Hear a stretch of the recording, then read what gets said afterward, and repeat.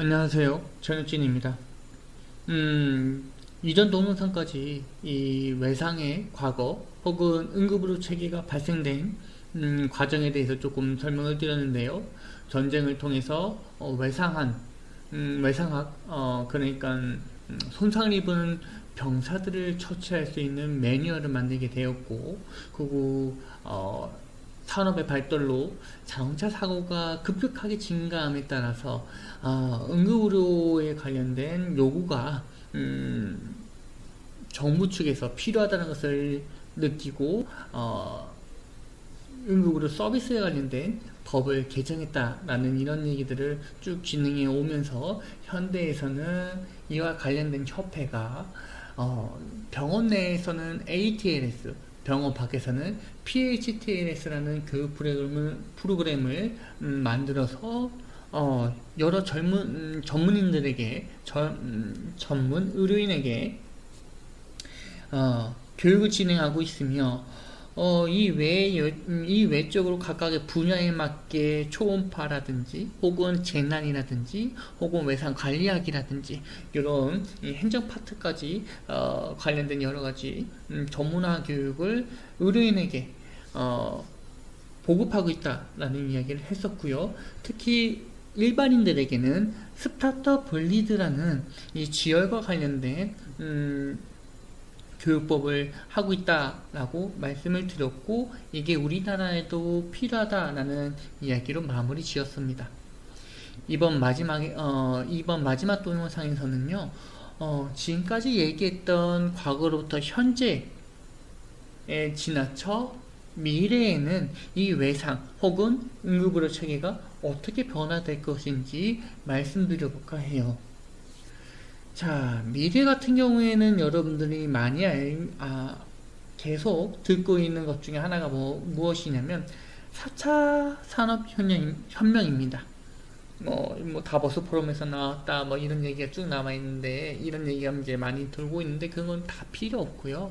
여러분들에게 이런 것들이 응급의료 체계에 어떻게 영향을 끼칠 것인지만 알고 계시면 될 것 같습니다.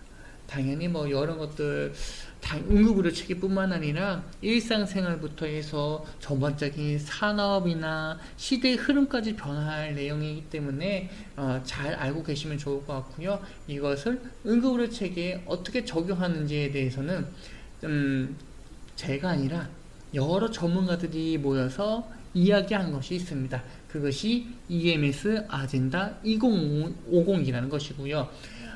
이거는 이제 웹사이트도 있어요.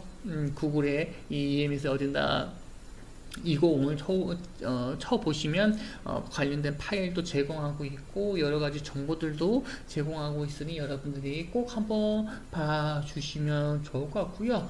여기는 6가지 주요 목표를 가지고 있는데, 저 같은 경우에는 이제 다 다루는 것보다는 이제 몇 가지만 조금 소개를 해드리려고 해요. 제가 가지고 있는 유튜브에 있는 영상들을 포함해서요. 자, 우선 요 영상은 이제 많이 보셨을 것 같은데, 신고를 하고 심근지 환자에 대한 정보를 제공하게 되면 조금 빠르게 진행하도록 하겠습니다. 이게 기존에 알고 있던 거라서요. 자, 신고를 하게 되면 이 드론이 AD 기능을 하고 있는 드론입니다. 그래서 신고를 받자마자 드론을 출동하도록 해서 이 GPS에 찍힌 곳에 이 AED 드론을 보내고 가지고 사용할 수 있도록 만들어져 있다라고 보시면 좋을 것 같고요. 앞서 이 동영상에서 보였다시피 카메라도 있어요. 이 카메라를 통해서 현장 상황도 살펴볼 수가 있는 거죠. 이 드론 앞에 카메라가 있거든요. 그리고 이 드론 AED를 사용해서 환자가 살아나는 이런 것을 확인할 수가 있습니다. 네. 이런 것들은요, 앞서 얘기했듯이 4차 산업혁명에 넘어감에 따라서 5G 통신이라는 양방향 통신과 그 다음에 그리고 드론과 함께 AD라는 이 제품을 융합해서 만들어진 이런 장비들을 통해 가지고 미래 사회에서는 저렇게 변할 것이다 라고 이야기해주고 있는 건데요. 뭐 이런 것뿐만 아니라 여러분들이 이제 EMS가 어떻게 변할 거냐면 그 앞서 얘기했던 스타터 브리드를 계속 강조하게 되는데 여러분들이 직접적으로 뭐 그 처치하는 것도 중요하겠지만요.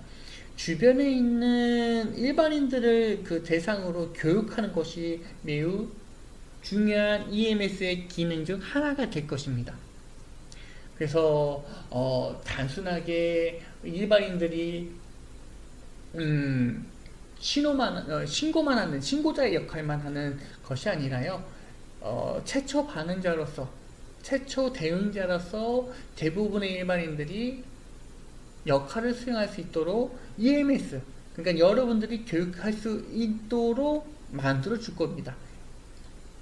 그리고 뭐 여러 가지 웨어러블 통신 웨어러블 장비라든지 혹은 통신 장비들, 그 다음에 여러 가지 지역사회 내 재정과 관련된 그 통합 시스템이라든지 뭐 혹은 예측 프로그램, 어떤 환자가 발생할 것이다, 재난이 어느 곳에 재난이 발생하면 몇 명 환자가 이렇게 그러니까 환자의 종류를 구분하는 거죠. 어떤 환자는 앞저 손상, 어떤 환자는 뭐 그 흡입 손상 환자, 뭐 이렇게 구분할 수 있는 예측 프로그램도 있을 것이다. 뭐 이런 다양한 얘기들이 있는데요. 이러한 뭐 내용들은 당연히 예측한 것 뿐이에요. 전문가들이. 세상은 어떻게 변할지도 모르잖아요. 이게 2019년도 2월달에 발생됐는데 이게 그 해년도에 코로나가 발생될 거라고 예측하지 못한 것처럼요. 그래서 지금 여기서는 막 웨어러블부터 해서 통계 수치부터 통화 시스템, 드론 시스템, 뭐 양방향 그 양자 통신 시스템 이런 것도 다 얘기를 했지만요. 정말 어떻게 변할지는 저도 잘 모르겠습니다. 그러나 단 한 가지 제가 확신하고 있는 거는 그거예요. 일반인들에 대한 교육. 요것은 확실하게 많이 증가할 것으로 생각이 듭니다. 그래서 응급구조사의 역할이 단순하게 환자만을 돌보는 역할을 벗어나서 일반인을 교육하는 영역까지 넓혀진다라고 예측이 된다. 그렇게 기억해 주시면 좋을 것 같고요. 그래서 여러분들이 교육할 수 있는 역량도 어느 정도 길러놓을 필요가 있을 것 같습니다. 미래에는요. 그래서 요번 내용까지 마무리 짓고 다음 동영상은 이제 실질적인 손상 기전 뭐 이런 것들을 조금 살펴볼까 해요. 어차피 외상 환자는 분상이랑 관통성밖에 없거든요. 그래서 두 가지에 관련된 손상 기전만 다뤄보도록 하겠습니다.